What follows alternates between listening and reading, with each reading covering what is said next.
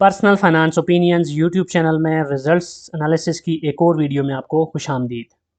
आज 31 जुलाई 2023 को Pakistan stock market में एक बड़ी कंपनी, फूड सेक्टर की एक बड़ी कंपनी ने अपने रिज़ल्ट का ऐलान किया, अपने हाफ ईयरली रिज़ल्ट का ऐलान किया।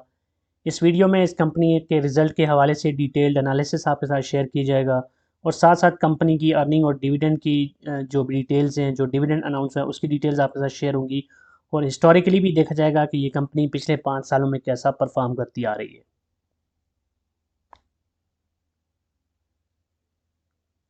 जिस कंपनी की मैं बात कर रहा हूँ वो है नेस्ले पाकिस्तान लिमिटेड और इस कंपनी ने अपना हाफ ईयरली रिज़ल्ट आज अनाउंस किया है।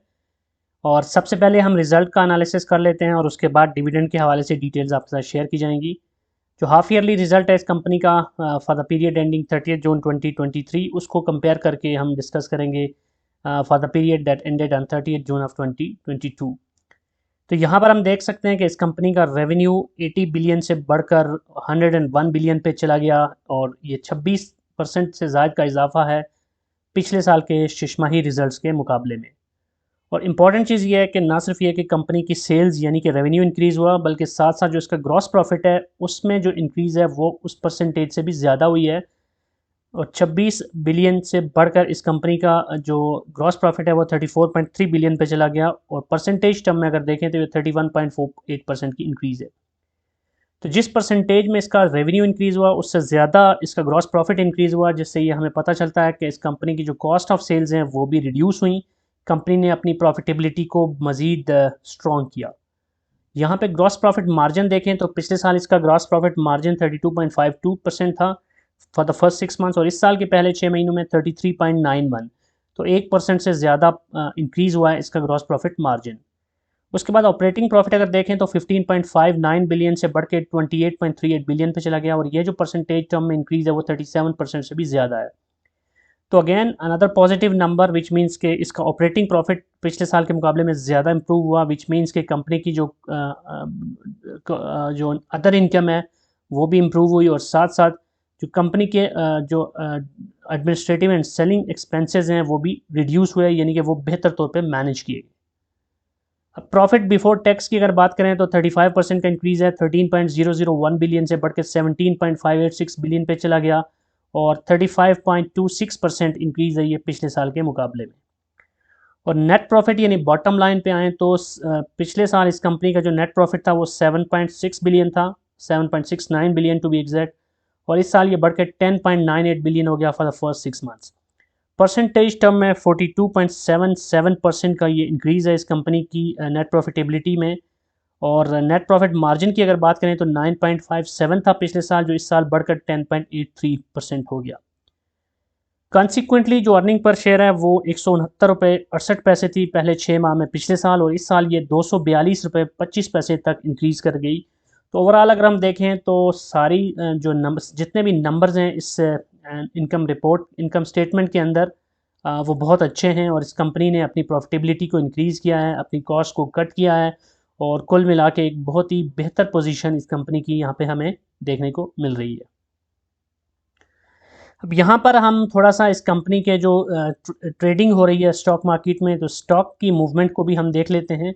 1 ईयर में अगर हम देखें तो इस कंपनी के जो शेयर की हमें फ्लक्चुएशंस हैं वो काफ़ी नज़र आ रही हैं और हम देख सकते हैं कि इस कंपनी का जो 52 वीक्स का यानी एक साल का लो था वो 4,752 रुपये था और जो हाईएस्ट था 52 वीक्स का वो 7,010 रुपये था। यानी कि इसके बीच में तकरीबन 3,000 रुपये की मूवमेंट हमें देखने को मिली है इस कंपनी के शेयर में इन द लास्ट 52 वीक्स यानी लास्ट 1 ईयर। और इस वक्त जब हम ये वीडियो बना रहे हैं इस वक्त इस कंपनी के शेयर की जो प्राइस है वो 6,950 रुपये है। तो यहाँ आप देख सकते हैं कि अप्रैल के बाद अब तक बहुत अच्छी इसकी प्राइस अप्रिशिएशन और प्राइस की जो अपवर्ड मूवमेंट है वो हमें देखने को मिल रही है। तो इंटरेस्टिंग चीज़ ये है कि पास्ट 1 ईयर में मैक्सिमम पॉसिबल कैपिटल गेन की बात की जाए परसेंटेज टर्म में तो वो बनता है 47.52 विच इज़ ह्यूज। ये तब पॉसिबल है कि हम ये एज्यूम करें आइडियल सिनेरियो में कि अगर किसी ने 4,752 जो कि लोएस्ट प्राइस थी उसमें इसके शेयर लिया हो और जो 52 वीक्स की हाईएस्ट प्राइस है 7,000 यानी 7,010 से ऊपर। तो अगर कोई ऐसा खुश नसीब हो जिसने इसको उस पोजीशन पे कैप्चर किया हो लोएस्ट पॉसिबल पे और हाईएस्ट पॉसिबल पे इसको बेच दिया हो तो उसके लिए पोटेंशियली 47.52% का गेन यहाँ पे था। लेकिन इन जनरल अगर देखा जाए तो यहाँ पर हमें काफ़ी इसमें अप्स एंड डाउन्स नज़र आ रहे हैं, which means there is an opportunity for buyers as well as for sellers. तो इस कंपनी के शेयर के अंदर डिविडेंड की तो हमेशा से एक अच्छा डिविडेंड ये देती ही आती है, लेकिन कैपिटल गेन के भी काफ़ी आपके पास चांसेस होते हैं। अब हम नेस्ले के डिविडेंड की अगर बात करें तो इस कंपनी ने आज एक इंटरिम डिविडेंड भी अनाउंस किया है। तो वैसे इस कंपनी को सबसे पहले शरिया कंप्लायंस के पर्सपेक्टिव से देखें तो ये शरिया कंप्लायंट इंडेक्स का हिस्सा है। और अगर डिविडेंड की बात करें तो आज इसने जो डिविडेंड अनाउंस किया है वो 1210% है विद फेस वैल्यू ऑफ ₹10, जो कि बनता है 121 रुपये। नेस्ले का जो ईयर एंड होता है वो दिसंबर में होता है, इस लिहाज से ये इसका हाफ ईयरली रिजल्ट है और इंटरिम डिविडेंड है। और इसकी जो 6 मंथ्स की अब तक की ईपीएस बनती है 2 क्वार्टर्स की, वो बनती है 242 रुपये 25 पैसे। तो 242 रुपये की अर्निंग के साथ 121 रुपये का इसने डिविडेंड दिया, जो कि तकरीबन 50% बनता है। इट मीन्स कि इसकी जो पे आउट रेशो है अब तक की इस साल की वो तकरीबन 50% है। अब अगर इंपॉर्टेंट डेट्स देखें तो इसकी बुक क्लोजर डेट बनती है 14 अगस्त 2023 और इस लिहाज से जो इसकी एक्स डेट बनती है वो 10 अगस्त 2023 और स्पॉट डेट बनती है 9 अगस्त 2023। इस वक्त इस कंपनी के शेयर की प्राइस जब मैं ये वीडियो बना रहा हूँ तो 6,950 रुपये है। तो अगर इस प्राइस के ऊपर आप 1 लाख रुपए के इसके शेयर्स लेते हैं तो 14 शेयर तकरीबन आप ले सकते हैं, क्योंकि इसके शेयर की कीमत काफ़ी ज़्यादा है, 7,000 के आसपास इसकी कीमत है। तकरीबन 14 शेयर आप ले सकते हैं और उस पर जो डिविडेंड बनता है वो तकरीबन बनता है 1741 रुपये। अब ये डिविडेंड की अमाउंट कोई बहुत बड़ी अमाउंट नहीं है, कीपिंग इन माइंड के इस कंपनी के शेयर की जो प्राइस है वो बहुत ज़्यादा है। 6,950 रुपये के शेयर में 121 रुपये का डिविडेंड कोई बहुत बड़ा डिविडेंड नहीं कहलाएगा। लेकिन जैसे मैंने पहले भी जिक्र किया कि इसमें कैपिटल एप्रिसिएशन के भी चांसेस होते हैं, तो दोनों साइडों से पोटेंशियली आप एक इसके अंदर एक अपवर्ड मूवमेंट देख सकते हैं। अब हम हिस्टोरिकली देखते हैं कि पिछले 5 सालों में ये कंपनी कैसा परफॉर्म करती हुई आ रही है। तो हम 2019 से शुरू करते हैं। तो 2019 में इसने 162 रुपये 17 पैसे की अर्निंग के साथ 152 रुपये का डिविडेंड दिया था।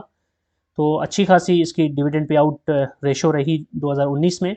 2020 में भी हमें ऐसे ही देखने को मिल रहा है, 195 रुपये 91 पैसे से की अर्निंग के साथ 194 रुपये का इसने डिविडेंड दे दिया।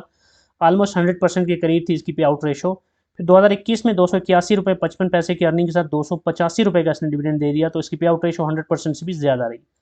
फिर 2022 में 331 रुपये 66 पैसे की अर्निंग के बाद 335 रुपये का डिविडेंड, अगेन इसकी जो पे आउट रेशो है वो 100% से ज़्यादा रही।